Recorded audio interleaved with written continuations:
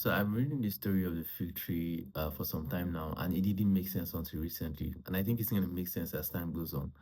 But I think it makes more sense now, and that's because I mean Jesus was passing by. He sees this fig tree. It was not the fig tree was not in the season of producing fruits, and Jesus was expecting it to give him something, and he cursed the tree, and the tree dried on the instant.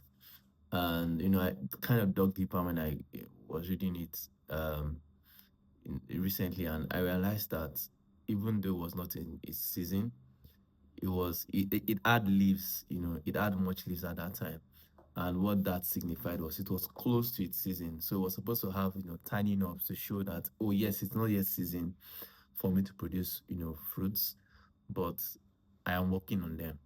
So I have the fruits. And if you check, before then, he had also, given parables of fig trees.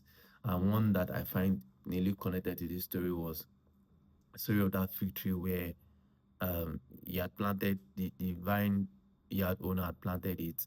And after 3 years, he didn't give any fruit. And he told the vine dresser, cut it off. And the vine dresser says, no, you know what, give it 1 more year. And what it just shows is God's body language to lack of fruitfulness, God's body language to, in quotes, laziness, the body language to excuses. Oh, this is why I've not gone far in life. This is why I've not made it. This is why I've not been able to make, the ends meet. This is why I've not made attempts. This is why I stopped making attempts. God doesn't like that.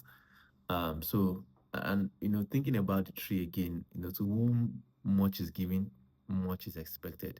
So it was already having leaves. We should have had that sign of being productive, being fruitful, even though it was not his season. So I'm just encouraging someone out there. Yes, I understand that times are hard.